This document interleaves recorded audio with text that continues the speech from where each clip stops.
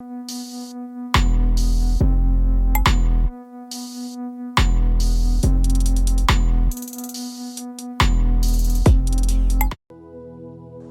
भी पाप किया है वो ऐसे ही नष्ट नहीं होता, उसका भुगतान तो करना ही पड़ेगा, मगर कितना करेगा, किस हिसाब से करेगा, वो मायने रखता है। जैसे 1 कील पानी के ऊपर छोड़ेंगे तो वो डूबेगा कि नहीं? डूबेगा। 5 कील पानी के ऊपर छोड़ेंगे तो डूबेगा कि नहीं? मगर ऐसी भी अवस्थाएं है, हजारों कील पानी के ऊपर डालेंगे फिर भी नहीं डूबेगा। कैसे? अरे एक नाव बना दो, नाव के ऊपर डालो, डूबेगा क्या? हाँ, नहीं डूबेगा। इसी तरह जो भी इंसान ने पाप किया है, हाँ, पाप करने के बाद में उसको रियलाइज हो गया कि मैंने तो बहुत ही अकुशल किया, पाप किया, अभी मुझे ये पाप से मुक्ति चाहिए, मुझे ये पाप से अलग होना है, ऐसे गंभीर होके एकदम गंभीरतापूर्वक वो अच्छे कर्म में लगे, तो हो सकता है जो पाप का जो फोर्स रहता है ना, वो एकदम ढीला पड़ जाए, कम हो जाए। और कभी कभी ऐसा भी होता है कि इतना ढीला पड़ता है कि उसका वो परिणाम ही नहीं आ पाता।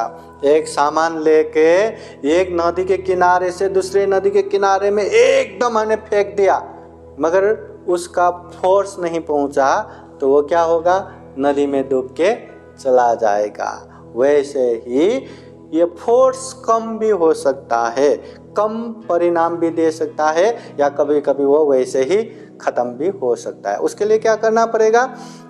ज़्यादा से ज़्यादा कुशल कर्म, पुण्य कर्म करना पड़ेगा। शील समाधि प्रज्ञा के मार्ग पे निरंतर चलना पड़ेगा।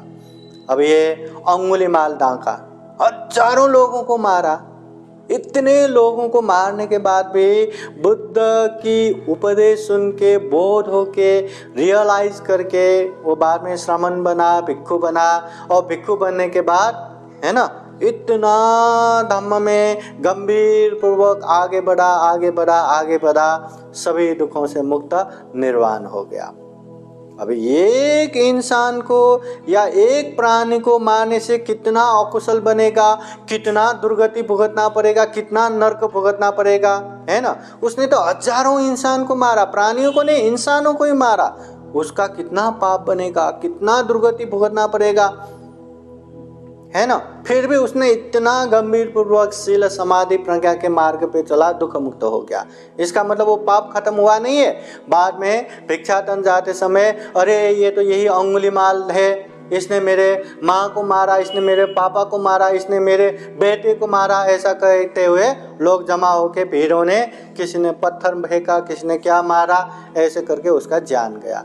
मगर वो पाप के सामने बहुत कम भुगत ना पड़ा ना, बहुत कम ही फल आया, नहीं तो जन्मों जन्म तक कितना कितना दुर्गति भुगतना पड़ता है कि नहीं। वो थोड़े में ही खत्म हो गया। ऐसे ही ये श्रीलंका के एक घटना, एक मिलखतिस्सा ब्याधा बोले तो एक शिकारी, हमेशा शिकार करते ही वो जीते थे, जीविका करते थे। एक समय पूरा जंगल छान मारा, कहीं शिकारी नहीं मिला। अभी भूख से लटपट, क्या करे। फिर चलते चलते एक छोटे से अभी जन्म हुआ ये मृग के बच्चे मिल गया। अभी कुछ नहीं मिला, चलो इसको ही मार के खाता हूँ करके, वो छोटे अभी जन्म हुआ है ना, उसको मार के उसको आग में सेक के खा लिया। जैसे ही खा लिया है ना, छोटे से मृग के बच्चे को मारना, इतना उसका पाप हो गया कि वो मार के खाने के बाद उसको इतना वो प्यास लगा, पानी है ना, यहाँ वहाँ ढूंढते हैं, कहीं नहीं मिला। जहाँ जहाँ उसको पता है यहाँ पानी है, वहाँ जाके देखा, कहीं भी पानी नहीं मिला, हर जगह पानी सूखा के सूखा। अभी क्या करेंगे? फिर पता चला कि यहाँ पे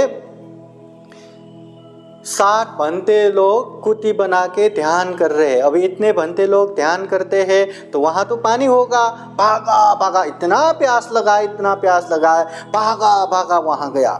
फिर वहाँ जहाँ पानी रखते हैं ना, उस तरफ गया। वहाँ 6-7 घड़े हैं पानी वाला, एक में देखा खाली है, दूसरे में देखा खाली है, सब में देखा, सबके सब घड़ा खाली पड़ा है। फिर वो चिल्लाने लगे, कैसे आलस ये भिक्षु लोग है, इतने सारे भिक्षु लोग ध्यान करने के लिए बैठे, पीने के लिए एक बूंद पानी भी नहीं है, कितना आलस है करके वो चिल्लाने लगा।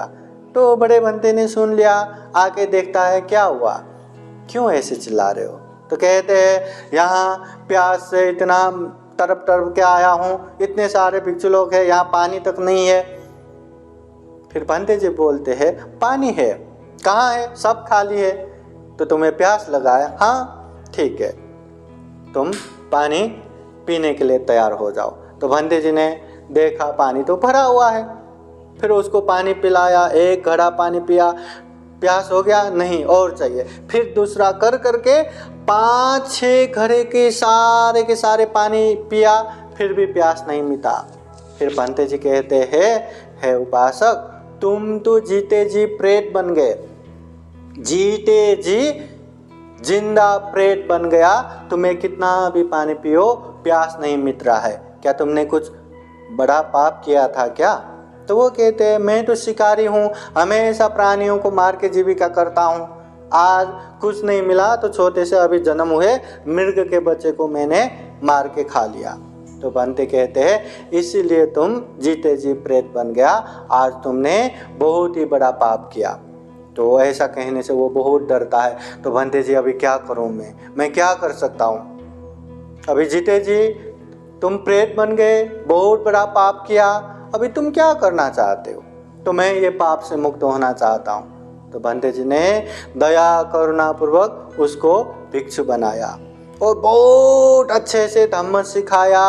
वो मिलखतिस्स भिक्षु हमेशा भयभीत त्रसित रहता था कि मैंने इतना बड़ा पाप किया, अभी मैं वो पाप से कैसे मुक्त हो जाऊं। अगर मैं नर्क में गया तो नर्क में मुझे बहुत दुख भुगतना पड़ेगा, मुझे नर्क नहीं जाना, मुझे वो दुख नहीं भुगतना करके बहुत अच्छे से धम्म का अभ्यास करते रहे। और बरोबर बार बार वो बंते जी को पूछते रहते थे, बंते जी क्या नर्क बहुत भयानक रहता है क्या, क्या नर्क के आग बहुत भयानक रहता है क्या, हमेशा पूछते। और बंते जी औरत भिक्षु, तो उनको ज्ञान प्राप्ति दिलाने के लिए चलो एक बार तो दिखाना ही पड़ेगा करके एक दिन, है मिलखतिस्स, मैं तुम्हें नर्क के आग कितना भयानक है दिखाता हूँ। वो भी खुश हो गया, ठीक है मुझे दिखाइए, वो तो डर रहा था ना नर्क के आग से। तो बंते जी ने क्या किया, जितने भी जंगल के आजू बाजू रहने वाले को 60 गाड़ा वहाँ लकड़ी जमा किया, 60 गाड़ियों में वो लकड़ी एक जगह जमा किया तो एकदम पहाड़ जैसा बन गया। अभी उसको आग लगाएंगे तो कितना दिन तक जलता रहेगा, बहुत दिन तक जलता रहेगा। हाँ, उसके बाद बंते जी ने वो मिलखतिस्स भिक्षु को भी वहीं रखा और बाकी सारे भिक्षुओं को वहाँ जमा किया और बोला अभी देखना नर्क के आग कितना भयानक है। बंते जी ने ध्यान बैठा, अपने रिद्धि शक्ति से नर्क के आग इतना सा थोड़ा सा ही नर्क के आग वहाँ लेके आया और सबको अच्छे से देखने के लिए बोला और नर्क के वो आग को वहाँ लकड़ी में जलाया। जैसे ही वो जलाया पक, राख, सबके सब एक झटके में पूरा राख हो गया। फिर बंते जी कहते हैं देखो इतना भयानक होता है नर्क के आग, जो सामान्य आग से न जाने कितने दिन तक वो जलता है, मगर नर्क के वो भी थोड़ा सा आग से पक होके एक ही झटके में राख बन गया। तो ऐसे दिखाने के बाद वो मिलखतिस्स बंते जी और डरते हैं नर्क जाने से और अच्छे से धम्म का अभ्यास करते करते वो भी दुख मुक्त हो जाता है। इतना बड़ा पाप करने के बाद भी उसने भी अरहत ज्ञान प्राप्त करता है। मतलब नर्क के आग इतना भयानक है। और व्याख्या इस तरह भी आया है, नर्क से डरना चाहिए। हाँ, डरना इसलिए चाहिए ताकि पाप न करे, इसके लिए। हाँ, इस तरह भी कहते हैं नर्क के आग या जो नारकीय प्राणियों में उन लोगों का ये जो शरीर कैसा रहता है, जैसे कभी कभी यहाँ ये छिलका निकलने से बाहर के वो स्किन दिखता है ना, बाहर के त्वचा, अंदर के त्वचा, जहाँ पे ऐसा फू भी करेंगे तो कितना वो क्या कितना दर्द जैसा होता है, इतना कोमल त्वचा रहता है वो नर के प्राणियों को। और उसमें सामान्य आग भी उसको जलाया तो 1 मिनट में कैसे हालत होता होगा, ऐसे में वो नरक के आग में जलाता है, जहाँ इतना पहाड़ जैसे लकड़ी एक झटके में बक से राख हो गया, ऐसे आग में जलाता है। पर इतना पीड़ा के बावजूद भी वो न वो आग खत्म होता है न वो प्राणी खत्म होता है। प्राणी जल के राख होना चाहिए ना, मगर राख नहीं होता। क्यों? मिलिंद प्रश्न में इसके विषय में कहा है, जैसे हम खाना खाते हैं तो हजम होता है कि नहीं? हजम होता है, मगर कोई औरत का जो गर्भवती हुआ है तो वो भी पेट में ही रहता है ना, वो हजम होता है क्या? क्यों?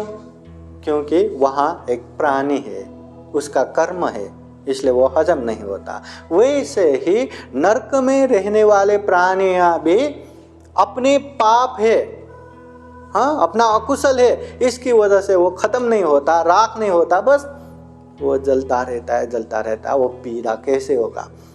एक ने जलना तो कैसे पीड़ादायक होता है, वो तो सालों साल हजारों साल ऐसे जलता रहता है। इसलिए नरक के आग से भयभीत होना चाहिए, नरक जाने से डरना चाहिए। उसके लिए हमें पाप नहीं करना चाहिए, पुण्य करना चाहिए। समझ गए क्या? अगर कोई पाप करता है, हिंसा करता है, बाद में उसको रियलाइज होता है कि मैं गलत कर रहा हूँ, मैं अकुशल कर रहा हूँ, और उसके बाद वो बहुत अच्छे से गंभीरतापूर्वक वो अच्छे कर्म में आगे बढ़ते हैं। सिर्फ आगे बढ़ते हैं, कुछ भी फल प्राप्त नहीं होता तो उसका दुखद परिणाम तो भुगतना ही पड़ेगा, मगर जाके अच्छे से परिपूर्ण होता है, सक्सेस होता है, सफलता मिलता है, तो वो छोटे छोटे मतलब परिणाम देके वो खत्म हो जाता है, उसका फोर्स कम होता है। इसलिए देखिए, हम इंसान है, चलते फिरते इंसान, एक ही जगह रहने वाले मूर्ति तो है नहीं, पत्थर तो है नहीं। इसलिए चलते फिरते हमसे गलतियां ना हो ये भी संभव नहीं। तो गलतियां होता है, गलत काम होता है, पर बुद्धिमानी ये है कि जब भी गलत करे तो रियलाइज करो, महसूस करो मैं गलत कर रहा हूँ। जैसे महसूस हो गया, हो सके तो उसको क्षमा मांगो, है ना, और प्रण करो, अधिष्ठान करो कि आगे से मैं इसको नहीं दोहराऊंगा। ये बुद्धिमानी है।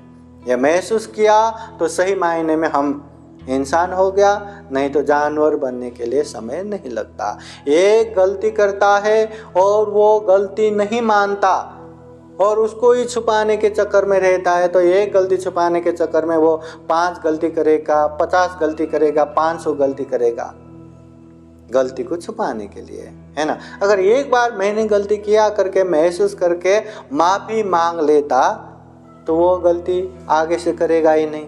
इसलिए गलती महसूस करो, क्षमा मांगो और उसको मत दोहराओ, आगे से उसको रिपीट मत करो।